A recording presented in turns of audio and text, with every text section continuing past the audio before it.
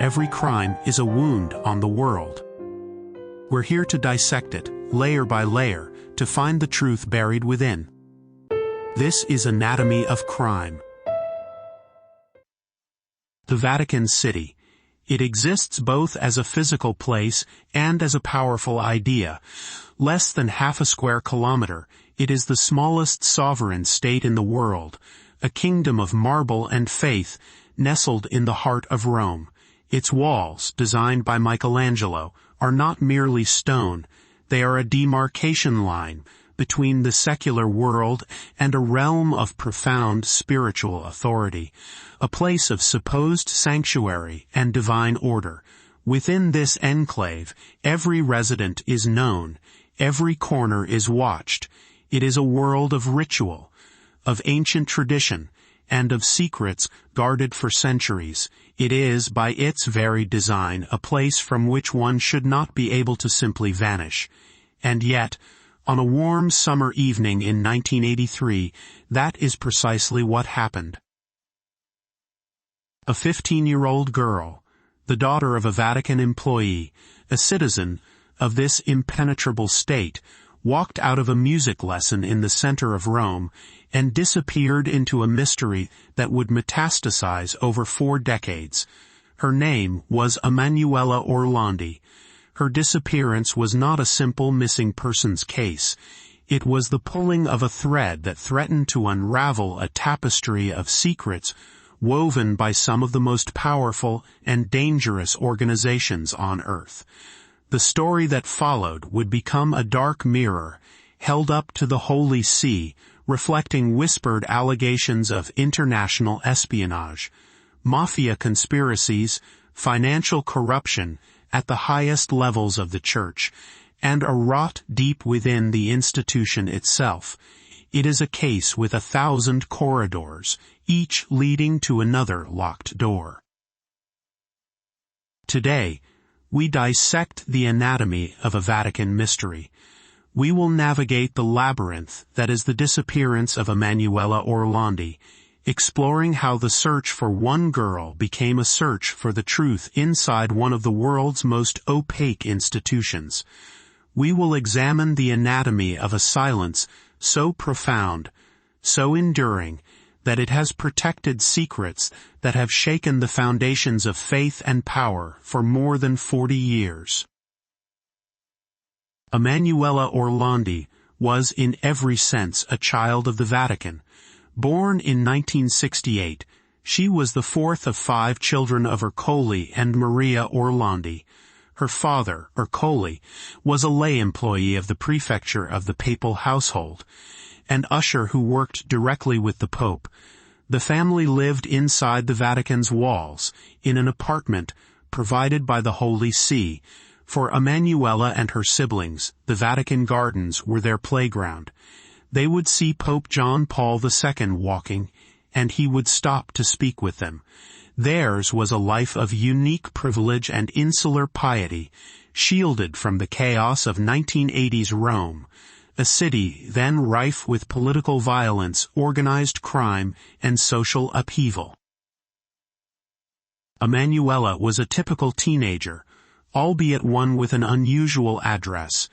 She was bright and lively, with a passion for music. She was a talented student at the prestigious Tommaso Ludovico da Vittoria Music School, affiliated with the Pontifical Institute of Sacred Music. She played the piano, the flute, and sang in a choir. Friends and family describe her as responsible and sensible, not the type of girl to run away or fall in with a dangerous crowd. Her world was small, safe, and circumscribed by faith, family, and art. The life she lived was deeply interwoven with the daily rhythms of the Catholic Church. June 22, 1983, was a sweltering Wednesday in Rome. For Emanuela, it was a day like any other. After spending the afternoon at home, she prepared to leave for her flute lesson.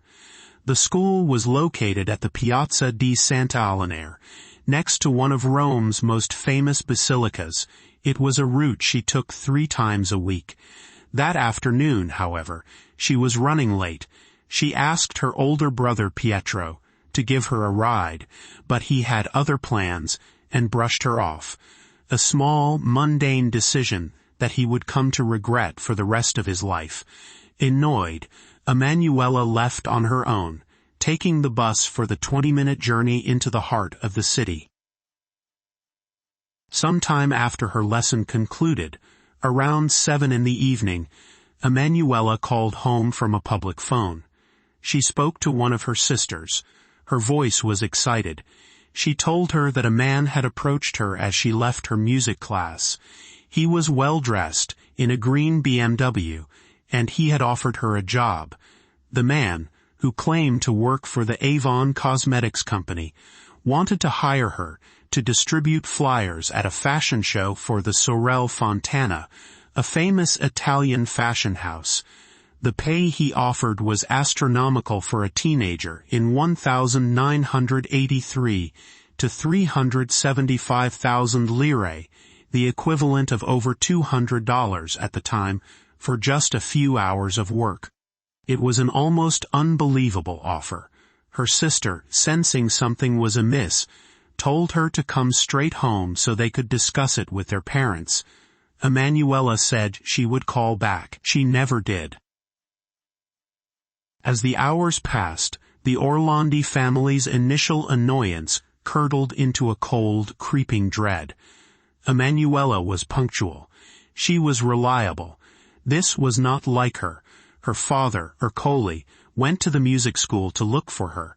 He spoke with her friends, who confirmed seeing her after the lesson. They said she had mentioned the job offer. One friend had even walked with her to the bus stop, waiting until Emanuela seemingly decided her course of action before they parted ways. This was the last confirmed sighting. By midnight, panic had fully set in. Ercole Orlandi, an employee of the Vatican, went to the authorities to report his daughter missing. Here, the case encountered its first and perhaps most significant jurisdictional wall. The Orlandis first went to the gendarmerie, the police force of the Vatican city-state, but Emanuela had disappeared in Rome, outside the Vatican's walls. It was a matter for the Italian police. When Ercole Orlandi went to the Italian authorities, he was met with a bureaucratic shrug. Standard procedure dictated they had to wait 24 hours before officially filing a missing persons report for a teenager who might have simply run off with friends. The family insisted this was out of character, but the initial response was tragically routine. That crucial first day was lost to procedure and assumption. For 2 agonizing days, there was nothing. The family and their friends plastered Rome with thousands of posters bearing Emanuela's smiling face. The photograph was iconic. A young girl with dark, kind eyes and a black headband holding back her hair.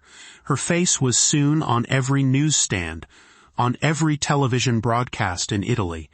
The disappearance of the Vatican girl became a national obsession. The story was irresistible. A beautiful, innocent teenager from the heart of the Holy See, swallowed whole by the streets of the Eternal City. The public was captivated, but the investigation was going nowhere, and then the phone calls began. 3 days after Emanuela vanished, the first of many bizarre phone calls was made to the Orlandi family. The caller was a young man who claimed his name was Pierluigi. He said he and his fiancée had seen a girl matching Emanuela's description in the Campo de' Fiori, a bustling Roman square. He said the girl called herself Barbarella and claimed to have run away from home. She was selling Avon products and had a flute with her. The details were specific, tantalizing. The caller seemed to want to help, providing a physical description that matched Emanuela perfectly. But the lead went nowhere. It was the first of many phantom sightings and cruel hoaxes that would torment the family. Soon after, another caller emerged, a man with a distinct, calm voice and a slight foreign accent who would become known to the press as L'Americano, the American, due to his apparent accent. This man's calls were different. They were not helpful. They were controlling. He claimed that Pierluigi was part of his organization, and that they were holding Emanuela. He played a recording of a girl's voice, though it was too distorted for the family to definitively identify. L'Americano's demands were cryptic. He didn't ask for money. Instead, he demanded the installation of a direct private phone line into the Vatican, specifically to the office of the Vatican Secretary of State, Agostino Casseroli. It was a baffling, audacious demand. Why would kidnappers want to speak directly with one of the most powerful figures in the Catholic Church? The case was no longer about a missing girl. It was spiraling into something far more complex and sinister. On July 3, 1983, 11 days after Emanuela disappeared, Pope John Paul II made the case an international affair. During his weekly Sunday Angelus address from his window overlooking St. Peter's Square, the Pope took the unprecedented step of publicly appealing for Emanuela's release. He mentioned her by name, expressing his closeness to the afflicted Orlandi family. On the surface, it was an act of compassion from a concerned pastor. But to those orchestrating the disappearance, it was a signal. It was confirmation that they had the Vatican's full attention. The Pope's appeal, intended to help, may have inadvertently validated the kidnappers' strategy and sealed Emanuela's fate. Just 2 days later, the motive, or at least the purported motive, was made clear. A call came into the ANSA news agency in Rome. The caller, believed to be L'Americano, made a shocking demand. Emanuela Orlandi would be released, he said, in exchange for the freedom of one man, Mehmet Ali Agca. Mehmet Ali Agca was, at the time, one of the most infamous prisoners in the world. He was the Turkish extremist, a member of the ultra-nationalist group known as the Grey Wolves, who had shot and nearly killed Pope John Paul II in St. Peter's Square just 2 years earlier, in May of 1981. Agca was serving a life sentence in an Italian prison. Suddenly, the disappearance of a 15-year-old music student was inextricably linked to one of the most audacious assassination attempts of the 20th century. The media exploded. Was Emanuela Orlandi a pawn in a geopolitical chess game? Was she being held by remnants of the Grey Wolves or a foreign intelligence agency that had backed the papal assassination attempt? This theory, which dominated the investigation for years, was rooted in the Cold War politics of the era. Pope John Paul II, the first Polish pope, was a fiercely anti-communist figure. His support for the Solidarity movement in his native Poland was seen as a direct threat to the Soviet Union's control over the Eastern Bloc. The prevailing theory surrounding the attempt on his life was the Bulgarian connection. It posited that the KGB had ordered the assassination and had used the Bulgarian Secret Service to hire Agca and the Grey Wolves to carry it out. The goal was to eliminate the Pope and destabilize the growing anti-Soviet sentiment in Poland. Agca himself, from his prison cell, began to fuel the flames. He was a notoriously unreliable narrator, a man who constantly changed his story, mixing lies with potential truths in a dizzying display of manipulation. But in the summer of 1983, he claimed that Emanuela had indeed been kidnapped by his confederates. He declared that she was safe and would be returned if he were released. He even seemed to possess inside knowledge, stating in an open letter that Emanuela's disappearance was connected to the disappearance of another young girl, Mirella Grigori, who had vanished from Rome 40 days before Emanuela. The two cases had not been publicly linked before Acca's statement. The Lamericano calls continued, providing cryptic clues and instructions. The kidnappers demanded that Acca be released from prison by July 20th. They directed investigators to a trash bin in Rome, where they would find photocopies of Emanuela's music school ID and a receipt confirming they had her belongings. They sent an audio recording of a young woman moaning in pain, a tape that experts later determined was likely a composite of sounds from an adult film. Another act of psychological torture against the family. The deadline came and went. Acca remained in prison. Emanuela did not come home. The calls from Lamericano eventually ceased, leaving a chilling silence. For years, the investigation languished, trapped in the bewildering maze of international espionage. Italian magistrates flew to Germany, to Turkey, to the United States, chasing down leads related to the Grey Wolves and the Bulgarian connection. They interrogated Acca countless times, trying to decipher his ravings, but every path led to a dead end. The KGB theory was compelling, a neat if terrifying explanation for the events. It fit the geopolitical tensions of the era. But it was impossible to prove. There was no hard evidence, only the claims of a manipulative gunman and the pronouncements of an anonymous caller. As the Cold War thawed and the Berlin Wall fell, the Acca theory began to seem less like a viable investigative lead and more like a masterful piece of misdirection, a smokescreen designed to hide a different, perhaps even darker, truth. The real story, some believed, was much closer to home. It wasn't in Moscow or Sofia. It was right there in Rome and inside the Vatican itself.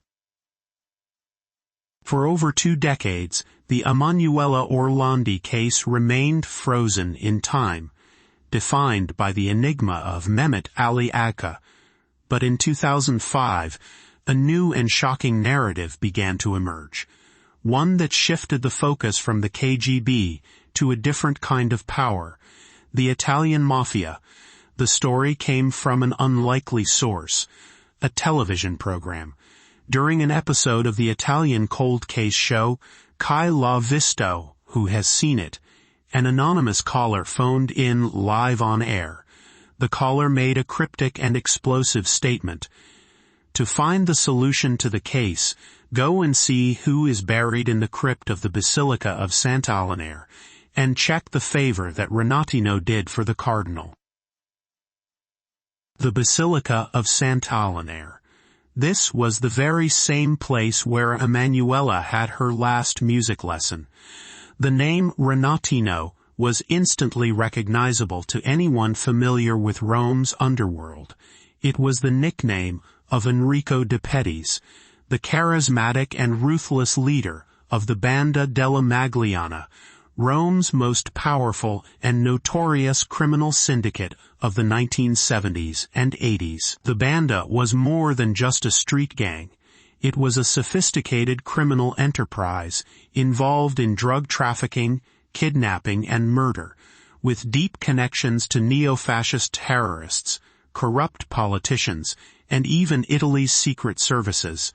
And Enrico Renatino de Pettis, who had been gunned down by rival gangsters in 1990, was, bizarrely, buried in the crypt of a prestigious Roman basilica, an honor usually reserved for cardinals and popes. The anonymous caller had just connected Emanuela's disappearance to one of Italy's most infamous mob bosses, and, by extension, to the Catholic Church itself.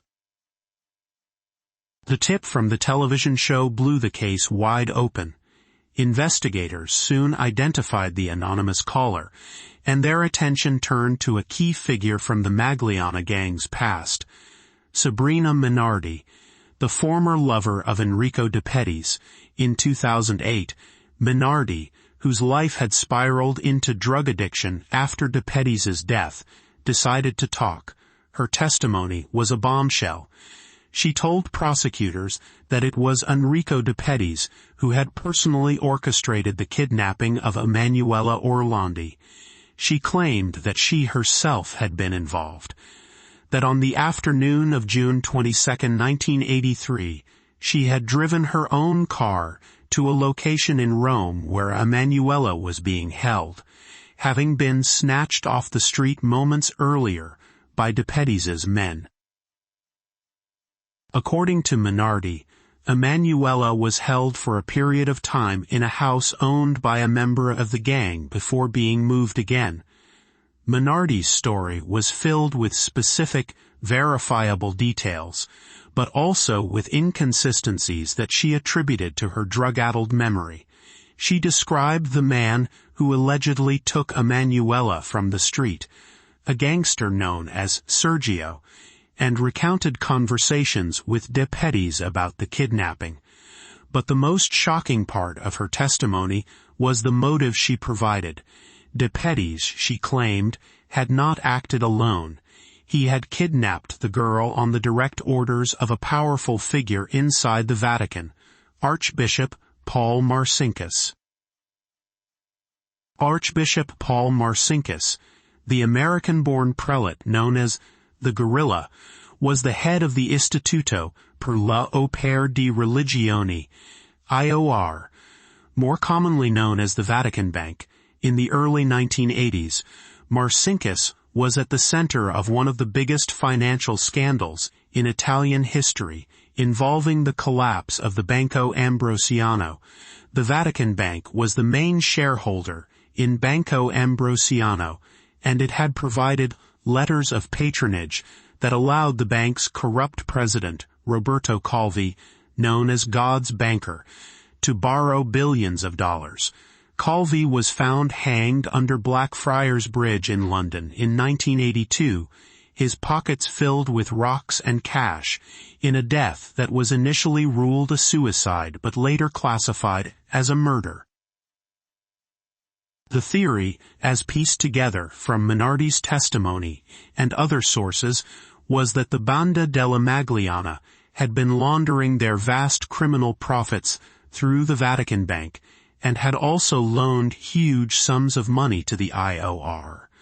This money was allegedly funneled by the Vatican to support the Solidarity Trade Union in Poland as part of Pope John Paul II's crusade against communism, when Banco Ambrosiano collapsed, leaving behind a black hole of over $1 billion. The Vatican Bank was exposed, and the mafia wanted its money back. According to this theory, Emanuela Orlandi, a Vatican citizen and the daughter of a papal employee, was kidnapped as leverage. She was a bargaining chip, a human message sent to the Vatican to force it to repay its debt to the mob. This narrative, as shocking as it was, explained many of the case's peculiarities. It explained why the kidnappers demanded a direct line to the Vatican's Secretary of State, not the family. It explained the Vatican's strange and often uncooperative stance throughout the investigation. If the Church was being blackmailed by the mafia, it would have every reason to handle the matter internally and keep the Italian state at arm's length.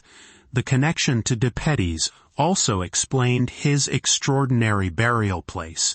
In 2012, after immense public pressure, Italian authorities received permission from the Vatican to open de Pettis's tomb in the Basilica of Sant'Apollinare. The world watched, holding its breath. Would they find Emanuela's remains buried alongside the gangster? The tomb was opened.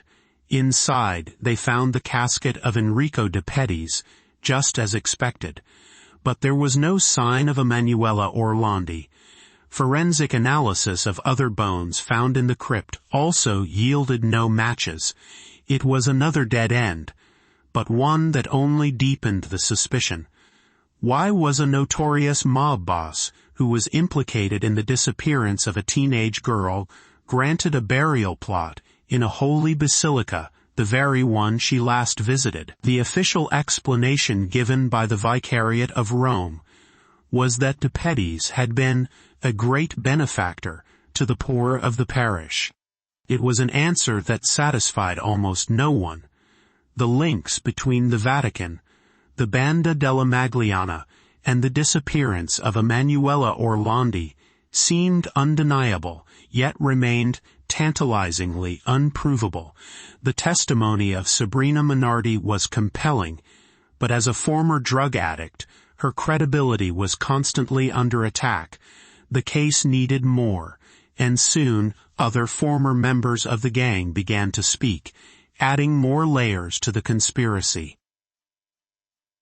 One gangster, Antonio Mancini, confirmed that the kidnapping was linked to the Vatican's financial troubles. Another, Maurizio Abatino, a founding member of the Banda, also corroborated the story. They painted a picture of a Vatican entangled with the criminal underworld, using mobsters to do its dirty work and then discarding them.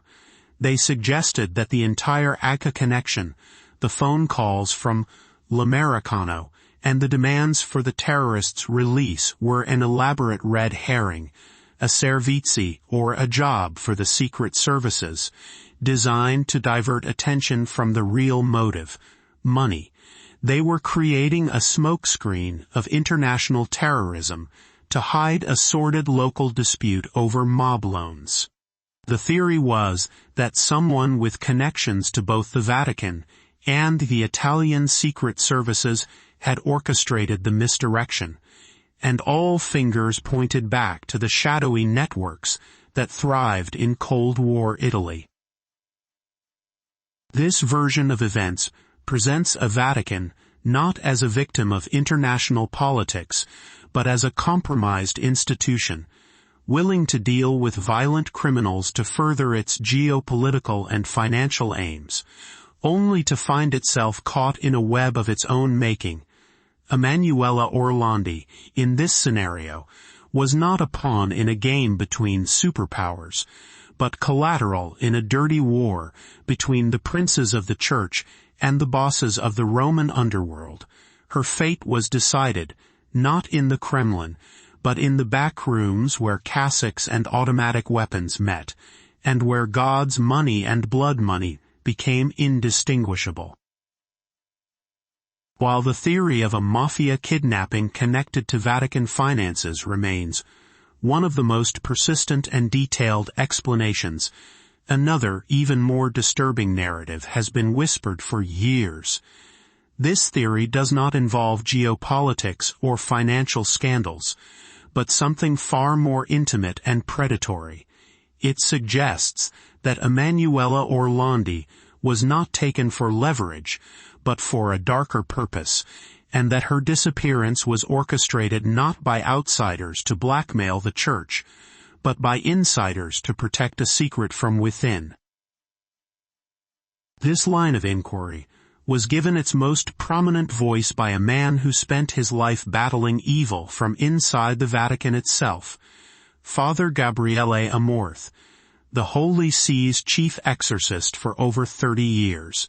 In 2012, Father Amorth, a respected but often controversial figure, gave a shocking interview in which he stated his belief that Emanuela Orlandi had been kidnapped by a network of Vatican clergy and gendarmes for exploitation in sex parties.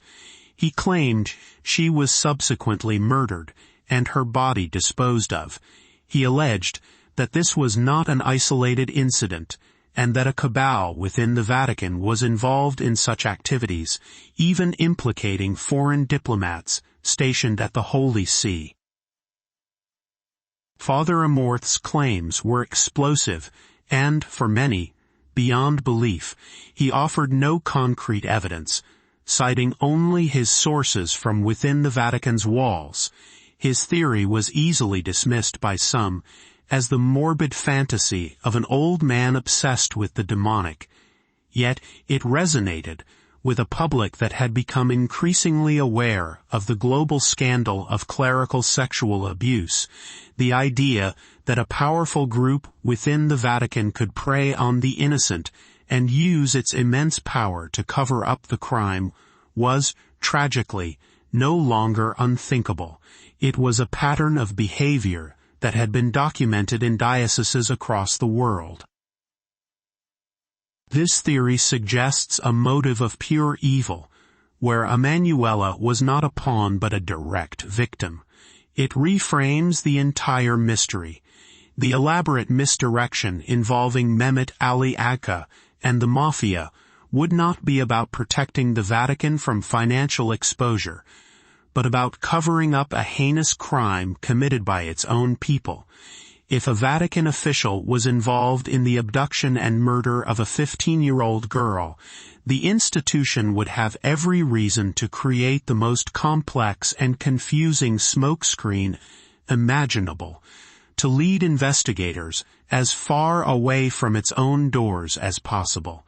It would explain the decades of official silence and the frustrating lack of cooperation experienced by both the Orlandi family and Italian prosecutors. This dark theory gained another layer in 2017 with the leak of a highly controversial document during the Vatileaks 2.0 scandal. The document, allegedly stolen from a Vatican safe, was a 5-page expense report, supposedly prepared by a cardinal and dated 1998. It appeared to list in meticulous detail expenditures related to managing Emanuela Orlandi's disappearance over a period of 14 years. The entries included costs for medical checkups, travel, lodging, and investigative activities.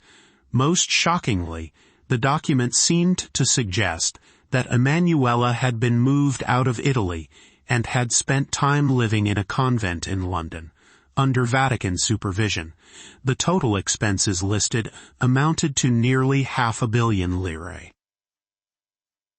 The document's authenticity has been fiercely debated. The Vatican has never officially commented on it, and many journalists and investigators have dismissed it as a sophisticated forgery. The details seem almost too perfect, a diabolical fabrication designed to embarrass the Holy See. However, Emanuela's brother, Pietro Orlandi, who has dedicated his life to finding the truth, believes it could be genuine. He points to certain details, such as a listed gynecological visit, that he feels lend it credibility.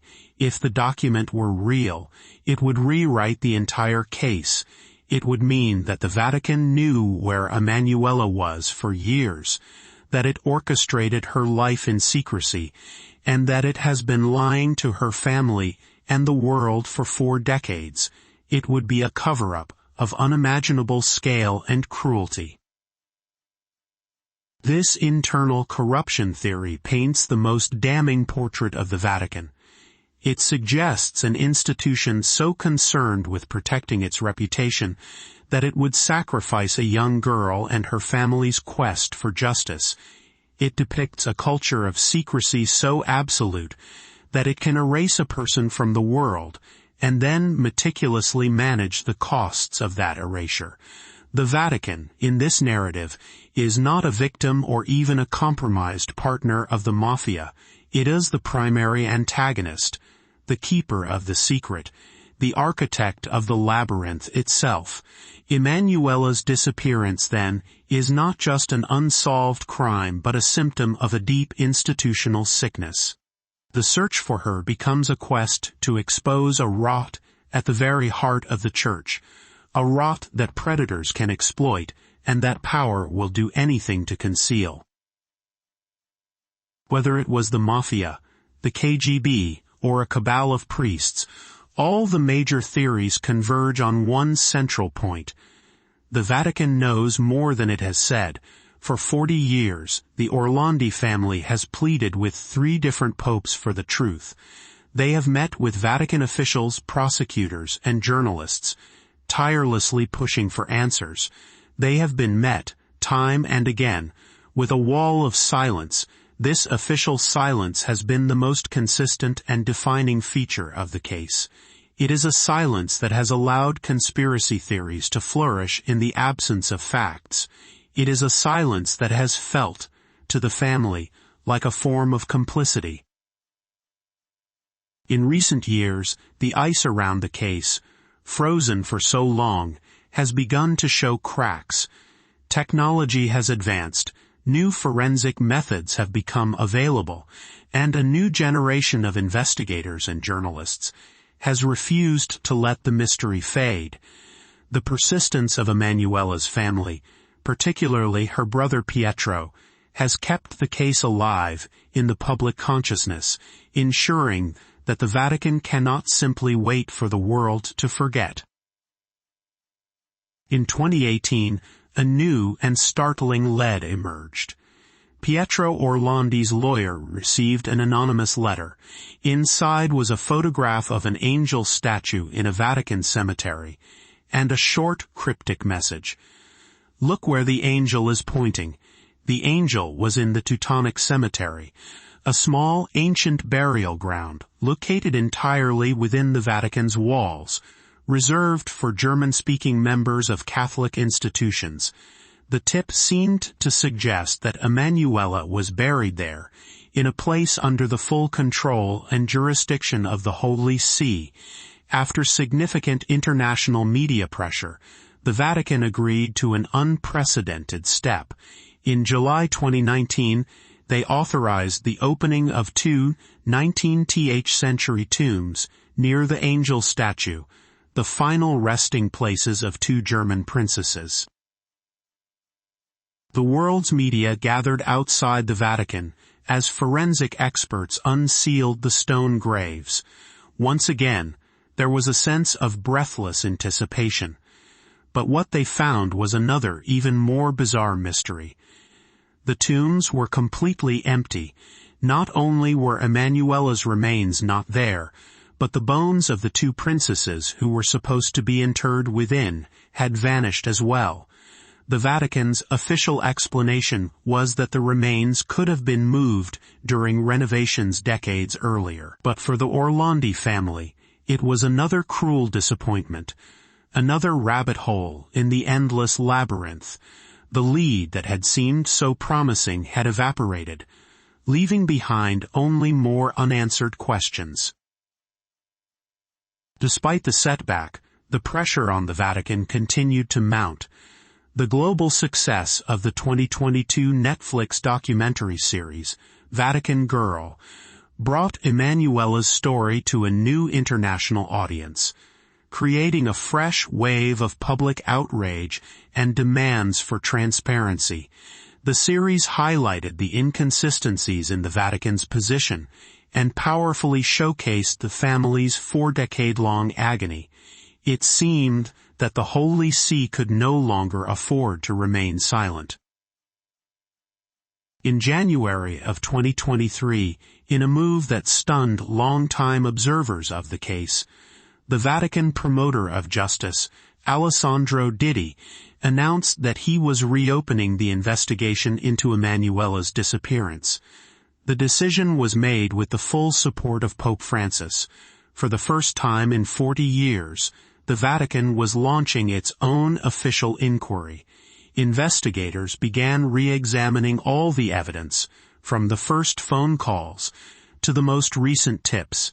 They planned to re-interview key figures from the early days of the case, pulling every available file from the Vatican archives. The announcement was met with a mixture of hope and skepticism. For Pietro Orlandi, it was a potentially momentous breakthrough, the first sign that the Omerta, the code of silence, might finally be breaking, but others were more cautious. Was this a genuine search for the truth, or a public relations move designed to manage the fallout from the Netflix series? Would the Vatican investigate its own potential culpability with the same rigor it might apply to external suspects? The world was watching. A few months later, The Italian state followed suit. In May 2023, the Italian parliament voted overwhelmingly to establish its own parliamentary commission of inquiry into the disappearance of Emanuela Orlandi, as well as that of Mirella Gregori. This meant that for the first time, there would be two parallel, high-profile investigations running simultaneously, one inside the Vatican and one outside. The Italian Commission would have the power to subpoena witnesses and demand documents, potentially forcing a level of cooperation that prosecutors had never been able to achieve. The 40-year-old cold case was suddenly the hottest story in Italy, once again.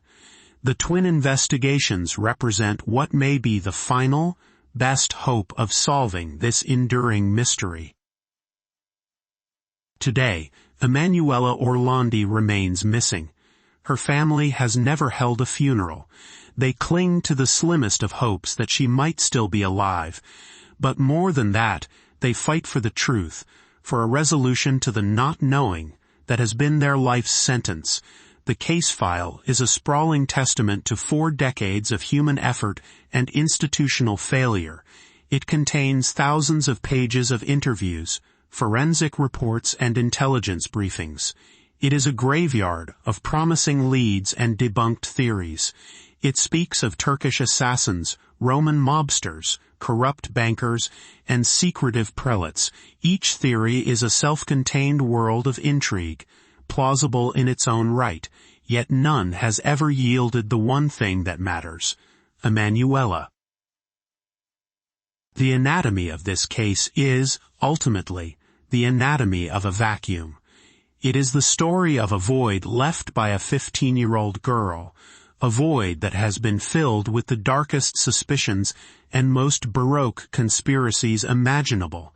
The mystery endures not because of a lack of theories, but because of a surplus of them, and because of the institutional walls that have prevented any of them from being definitively proven or disproven. The search for Emanuela has become a referendum on the nature of the Vatican itself, whether it is an institution capable of transparency and justice, or whether its ancient instinct for self-preservation will always trump the truth. The labyrinth of Emanuela Orlandi has no clear exit. It is a maze built of power, secrecy, and time. Each corridor turned, each clue followed, has only revealed more complex passages and higher walls. What began as the desperate search for a missing daughter became a confrontation with the opaque nexus of church, state, and organized crime. It is a story that forces us to ask what secrets an institution is willing to protect, and what price is paid for that silence. The answer may lie somewhere in the sealed archives and guarded corridors of the Vatican, but the question itself, what happened to Emanuela, still hangs over the city of Rome, a ghost that refuses to fade. 40 years of searching has not brought her home, but it has transformed her from a missing person into a powerful symbol, a symbol of innocence lost, of questions unanswered, and of a family's unbreakable will to find the truth, no matter where it leads, and no matter whose sacred ground it desecrates along the way. This has been Anatomy of Crime, where the truth is never simple, but always worth seeking.